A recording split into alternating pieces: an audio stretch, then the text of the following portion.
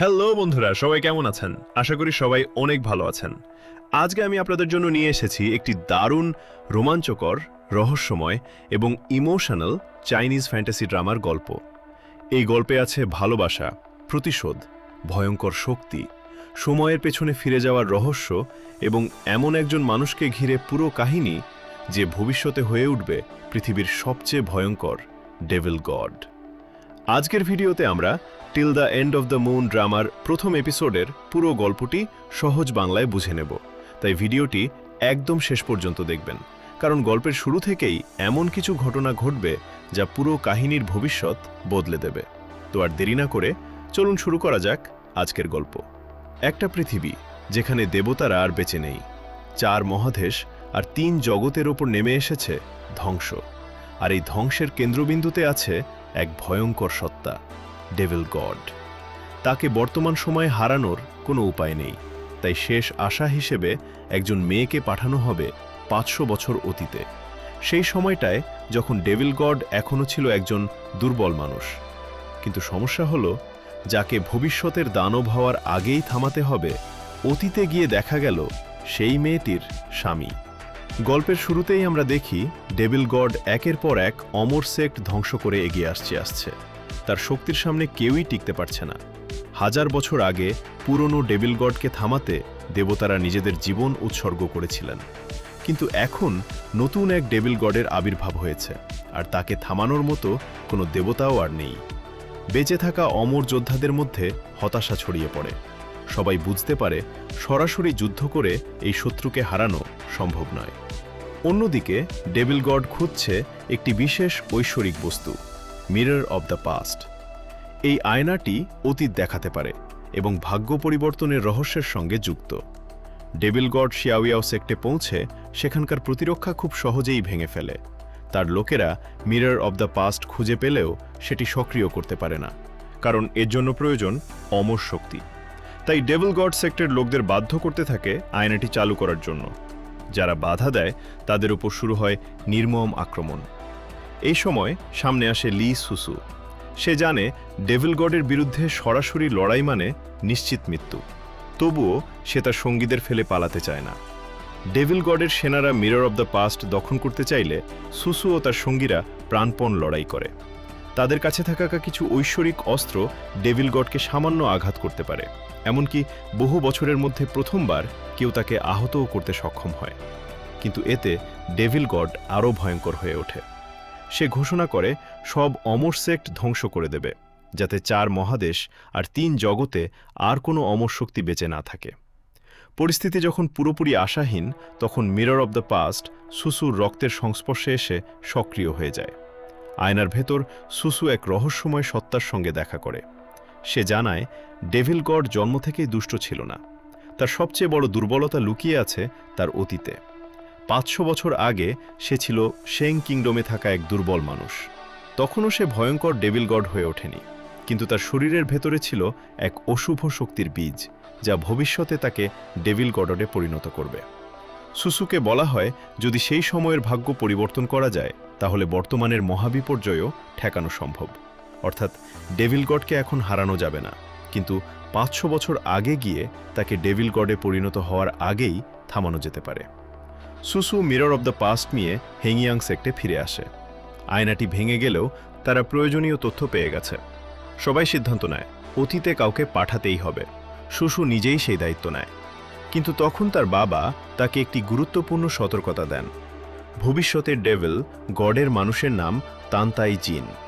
তার শরীরে রয়েছে অশুভ হাড় বা ইভিল বোন। তান্তাই জিনকে সরাসরি হত্যা করা যাবে না, কারণ তার শরীর মারা গেলে সেই অশুভ হাড় জেগে উঠতে পারে, আর সে সঙ্গে সঙ্গেই ডেভিল গডে পরিণত হবে। তাই সুসুর আসল মিশন হল প্রথমে তান্তাই জিনের শরীর থেকে সেই অশুভ হাড় ধ্বংস করতে হবে, তারপরই তাকে হত্যা করা সম্ভব। এটাই পৃথিবীকে বাঁচানোর একমাত্র সুযোগ। ঠিক তখনই ডেভিল গড হেংইয়াং সেক্টেও পৌঁছে যায়। সেক্টের সবাই জানে তারা হয়তো বাঁচবে না, তবুও তারা শেষ মানুষটি বেঁচে থাকা পর্যন্ত বাধা দেওয়ার সিদ্ধান্ত নেয়, শুধু যেন সুসুকে অতীতে পাঠানোর জন্য কয়েক মুহূর্ত সময় পাওয়া যায়। লাইট ব্রেকিং অ্যারে সক্রিয় করা হয়। সুসুর বাবা তাকে বলেন, 500 বছর আগে শেং কিংডমে গিয়ে যাই দেখো না কেন মিশন শেষ না করে ফিরে আসবে না। 4 মহাদেশ আর 3 জগতের ভবিষ্যৎ এখন তোমার হাতে। শুশু চোখের সামনে নিজের মানুষদের ডেভিল গডের বিরুদ্ধে মরতে দেখে, তারপর প্রতিজ্ঞা করে সে যে কোনো মূল্যে এই ভবিষ্যৎ বদলাবে। অবশেষে লাইট ব্রেকিং অ্যারে তাকে 500 বছর অতীতে পাঠিয়ে দেয়। চোখ খুলতেই শুশু অবাক হয়ে যায়। আকাশ পরিষ্কার নীল, চারদিকে শান্ত পরিবেশ, কোনো ধ্বংস নেই, কোনো ডেভিল গড নেই। কিন্তু আরও বড় চমক অপেক্ষা করছিল তার জন্য। একজন মেয়ের শরীরে সে এসে পড়েছে, আর সবাই তাকে অন্য নামে ডাকছে, ইয়ে শিউ। তার পাশে থাকা দাসী চুন্তাও জানায় ইয়ে শিউ একজন প্রভাবশালী জেনারেলের দ্বিতীয় মেয়ে। তাদের পরিবার শেং কিংডমের অন্যতম শক্তিশালী ও ধনী পরিবার। শুশু নিজের পরিচয় গোপন করতে মাথায় আঘাত পেয়ে স্মৃতি হারানোর অভিনয় করে। এতে সে চুন্তাওয়ের কাছ থেকে এই নতুন পরিচয় সম্পর্কে তথ্য নিতে পারে। চুন্তাও জানায় তারা একটি মন্দিরে গিয়েছিল। ফেরার পথে কিছু ডাকাত তাদের আক্রমণ করে, আর পালাতে গিয়ে ইয়েশিউ অজ্ঞান হয়ে যায়।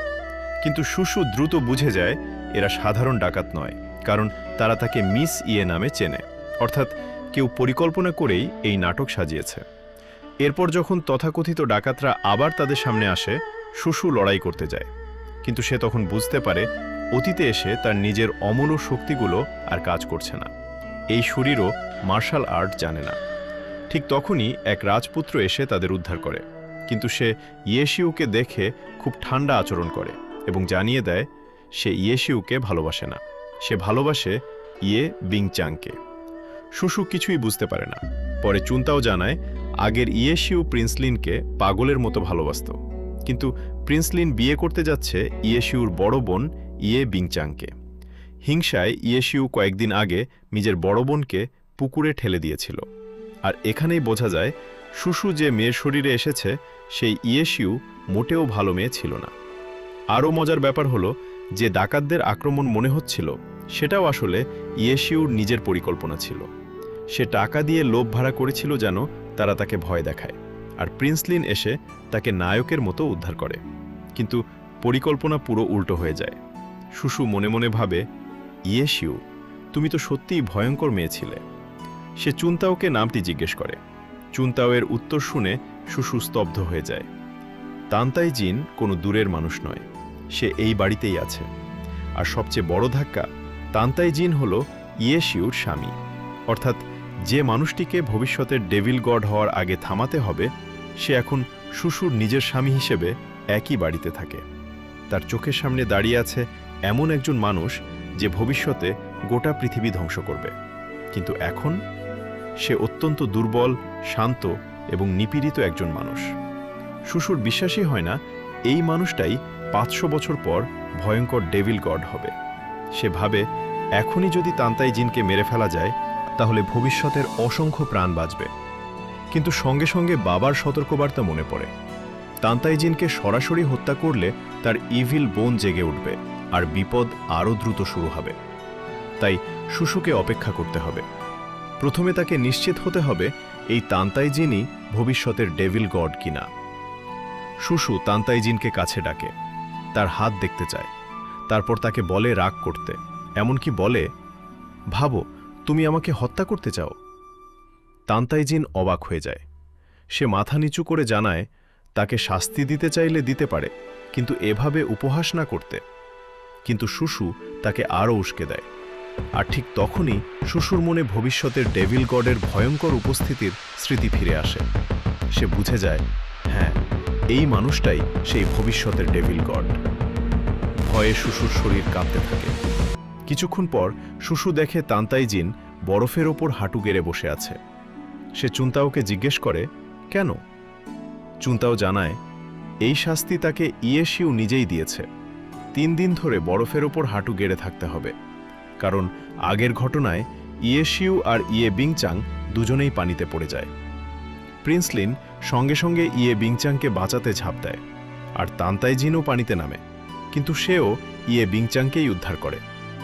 ইয়েশিউ এতে প্রচণ্ড অপমানিত ও রাগান্বিত হয়, তাই তান্তাই জিনকে বরফের মধ্যে হাঁটু গেড়ে থাকার শাস্তি দেয়।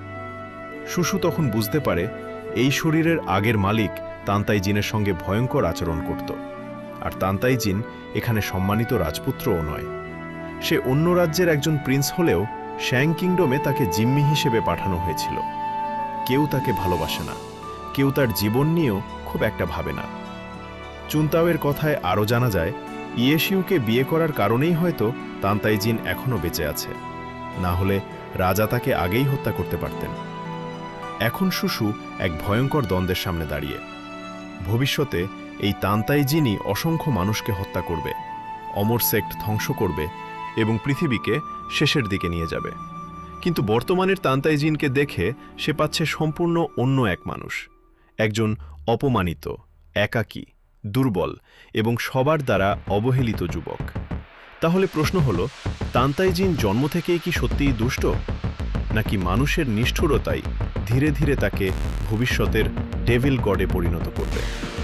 আর সবচেয়ে বড় প্রশ্ন, শুশু কি তার ইভিল বোন ধ্বংস করে তাকে হত্যা করতে পারবে, নাকি অতীত বদলাতে গিয়ে তার নিজের মনই বদলে যাবে? এখানেই শেষ হয় প্রথম এপিসোডের গল্প। ভিডিওটি ভালো লাগলে লাইক দিতে পারেন এবং পরের এপিসোডের বাংলা এক্সপ্লেইনার দেখতে চ্যানেলটি সাবস্ক্রাইব করে পাশে থাকুন।